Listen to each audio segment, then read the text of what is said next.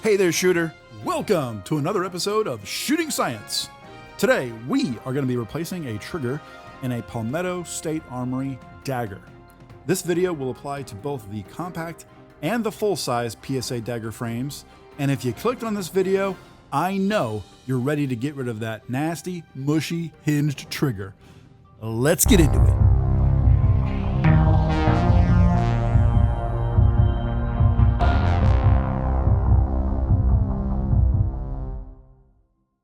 Okay, shooters, let's do this. The first thing you're going to need is a roll of tape. Now, you can go buy an armorer's block to set your pistol on to work on, and I have plenty of armorer's blocks, but they do not play nice with the dagger. Let me show you what I mean. Here's another dagger where I used an armorer's block. You see this? I think there was another spot on here somewhere, but anyway, this spot, I think these spots, those were all smashed in due to the pistol being on an armorer's block and me hitting pins. So the pressure of the armorer's block actually smashes down this delicate pattern on the PSA Dagger. So what I like and what I always go back to is the roll of tape. It has this inner ring, which actually supports the pistol when you're hammering on it. But then this tape actually has some give and it won't damage your pattern, your grip pattern on your dagger. Now you may notice that this is not a dagger trigger. I replaced the dagger trigger in this gun already with this aftermarket Zev trigger assembly. However, it does not play nice with the Zafiri Precision slide barrel striker assembly. What happens is it does really weird things when you shoot it sometimes, and I don't like that, and I want it to be solid and reliable. So I'm going to switch it to a TriggerShark trigger. These triggers are all OEM Glock triggers that have been polished and tuned to get rid of that mush and that slop in the trigger while still retaining full OEM Glock reliability. So we're actually going to make this gun more reliable, but we're still going to keep that crispy trigger feel. So the first thing we're going to do is take the slide off.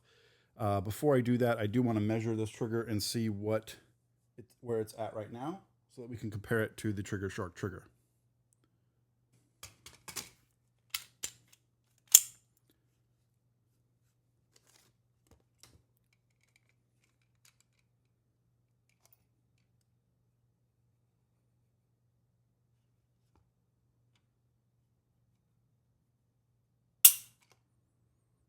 Four and a half pounds.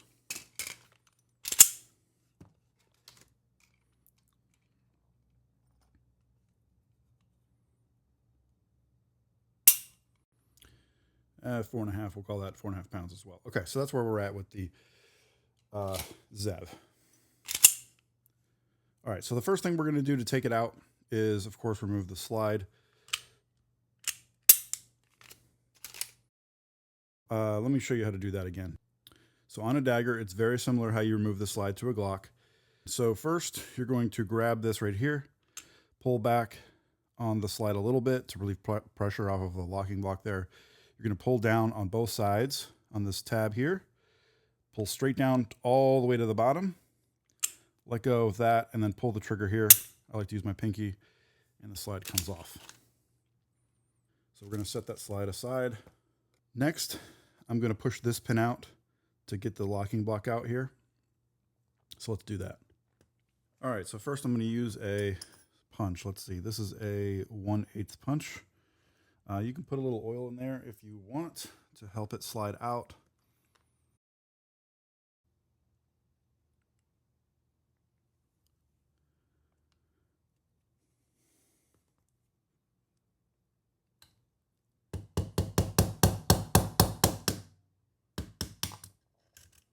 Got it. Next is this pin right here. This one's a little bit trickier. I'm going to use a 5/32 punch. And what you have to do is you have to wiggle this. This is on, because this is based on the Gen 3 Glock, you have to do this. On the newer Gen 5 Glocks, which this is not based on, this part of the process is way easier. So if you're looking at this thinking about a Glock, you don't have to do it. But on the PSA Dagger, it's based on a Gen 3 Glock, so we still have to do the wiggle and shove method.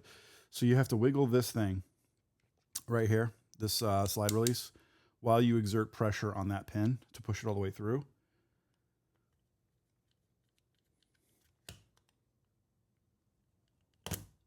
And I got it. I think. Yes, there it is. So that's both of those. Next, we're going to push that pin out. We're going to go ahead and put a little oil on it.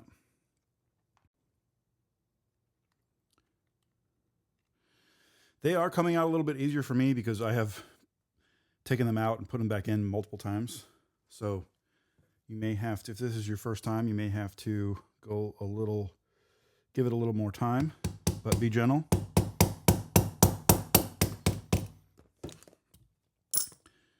All right. And there's the slide release lever. We'll set that to the side. It's still not out yet. The other cool thing about the tape is it catches all your pins. All right, so this one needs to be punched a little bit harder out.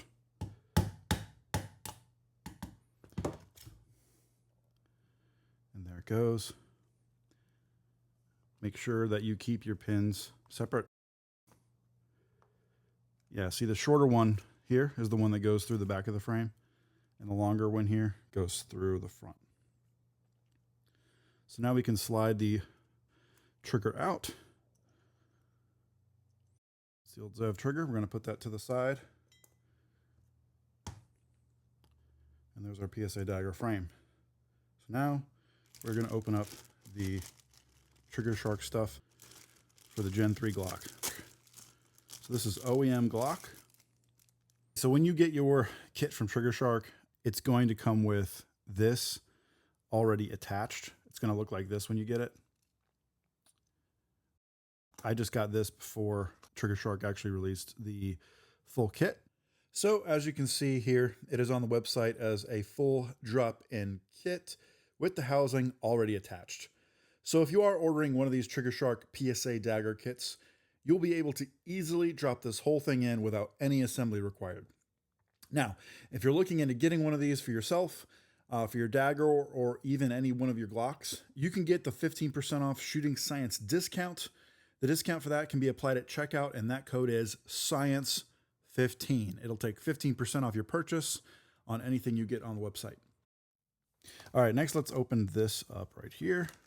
TriggerShark gave me a little bit of that copper Loctite lubrication. I'll show you where that goes on the trigger once I get it assembled.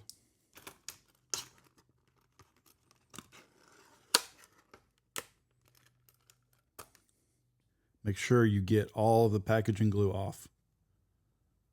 Now that I've got all the glue off, it has a nice polished shine with a cool little laser etched, engraved TriggerShark logo. Sweet.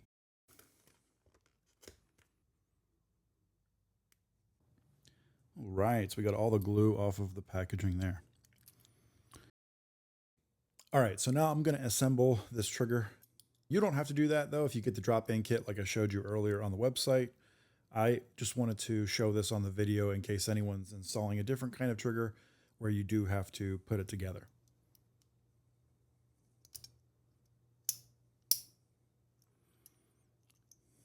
And that's what it looks like assembled. So what I'm going to do is kind of move that back out of the way. We're going to put a little bit of this lubrication in between here and here. It's metal on metal in there when this is all moving. This is actually what they use at the Glock factory. Put a little bit on there.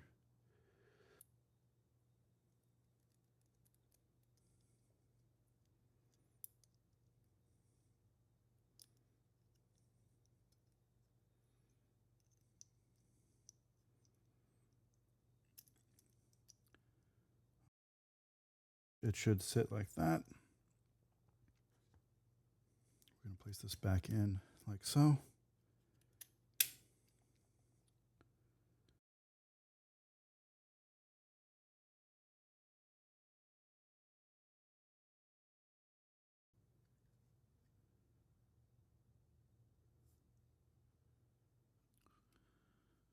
Make sure it's sitting flush. You can also check, I don't know if you can see, there we go. You can kind of see right there, the hole lines up. So if I pull it out a little bit, the hole's not lining up. All the way flush though, the hole lines up for the pin right there. So I'll go ahead and put the pin in the back of the grip here.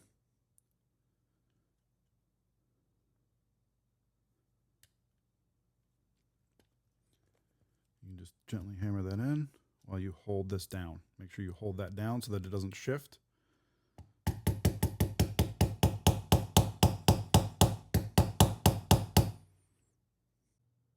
And to ensure that you're not going to mess your pistol up, you definitely want to take your time, check your work periodically, just to make sure you're putting these pins in straight.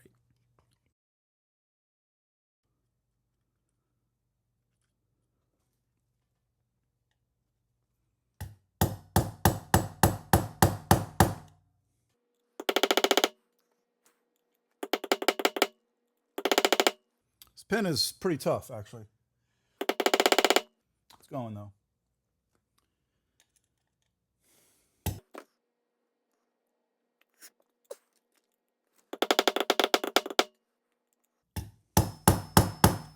We'll say it's important that you also get these, because of the hammering, you want to make sure that you don't get flat punches. You want to get these ones with a little ball on the end, because that is what makes it sit in this hollow center of this pin, and it won't move when you're hammering it. It's called a roll pin punch. So make sure you get roll pin punches for this.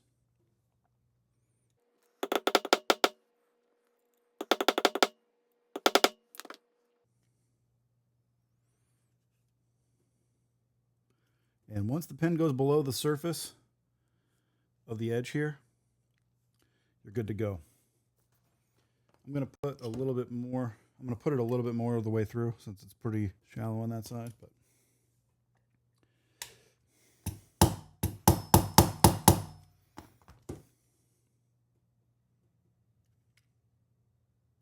and as you can see my tape, but my dagger looks nice. There's no like broken or pressed in grip pattern.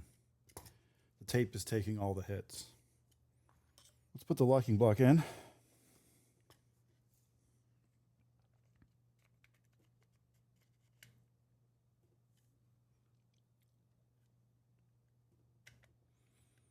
Now the trick with this is really tricky. You have to get this back in there.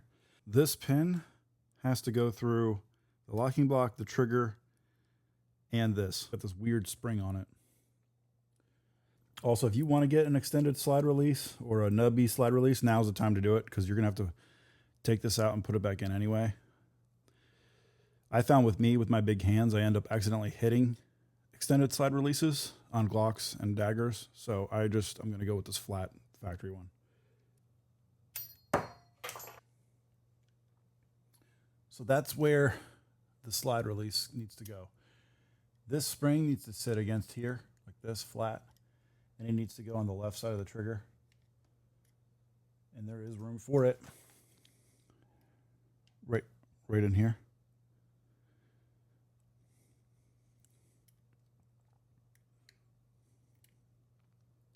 So it sits like this. This spring sits up and it's pushed down by the locking block. It goes this way with the cuts facing towards the muzzle. And see that little spring thing that's popping up? We're going to put this on top of that. And we're going to hold this, and we're going to hold this and push it down. And that's what it should look like when it's all together. Now this one pin holds all that together. So we're going to try to push it through, and you might have to move the trigger a little bit to get it all to line up.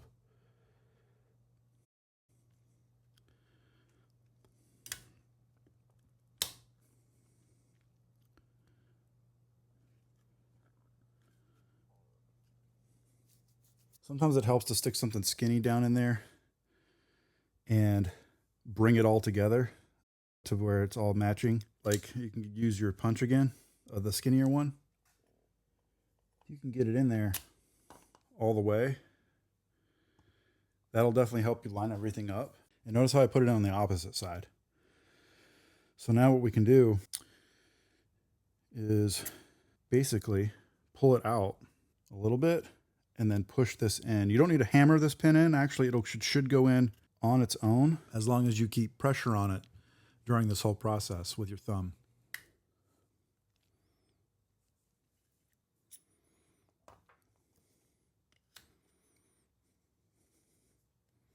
I just swapped it out with a bigger one so that the whole assembly has less wiggle room.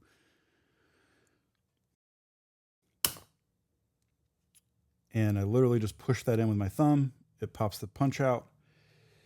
And now I should be lined up and all the way through. You probably can't see that on the camera, but I can see it down that hole and the pin is lined up. So now at this point, I'm going to wiggle the slide release while I push on the pin. Okay, so since that's not working, I'm now going to grab the largest punch that I was using before, and I'm going to put pressure on the pin while I wiggle the slide release, and boom, there it goes.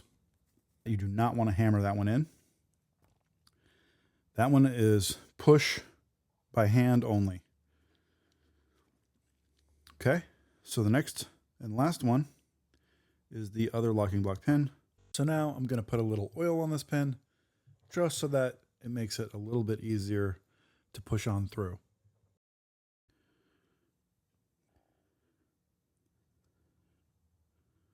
Okay.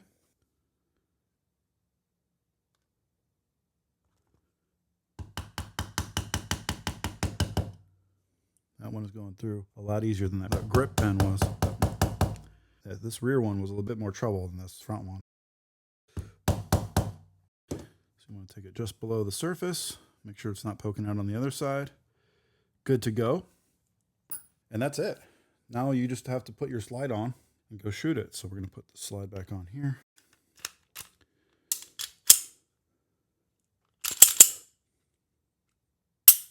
Woo! That's an improvement for sure. Wow. Very little take up. Crisp break. Look at this. That's your take up.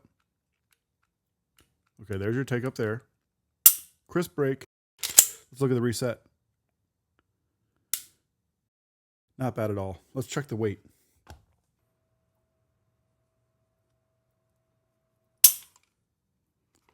£5. I'm going to go test this at the range as well. Make sure it's not doing the weird stuff it was doing before.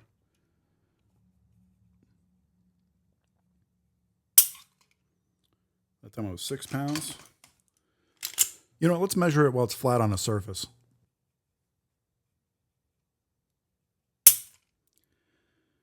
$4.5. $4.5 again.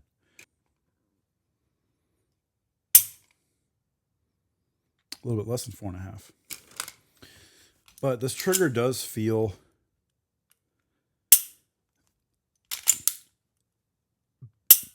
it feels I think this trigger feels a little bit crispier actually than the Zev trigger did.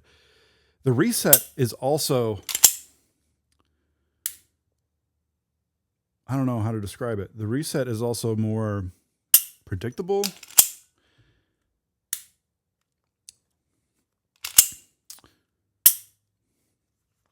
Yeah, I think I'm really going to like this. Plus, I will say that the multicam black camo slide does look really good with that TriggerShark laser etched finish. So that is how you replace your mushy PSA Dagger trigger. All right, guys. Let me know in the comments if that was useful to you. Hopefully it was. If you have any questions, please feel free to leave them below. I will do my best to answer any questions you may have. But this install is pretty easy. Anybody can do it. You don't need a vise. You literally just need one of these cheap hammers. You can get them on Amazon. 2 roll pin punches. And a roll of tape. So these tools right here are not going to cost you very much to go buy them and get them yourself. A lot cheaper than having a gunsmith put this trigger in for you. Just make sure you take your time. Check your work. check both sides. If the pin isn't going in very well, make sure you check the other side of the gun. Make sure there's nothing poking through. Definitely use a roll of tape for the dagger. I mean, this is very fragile, this stuff right here.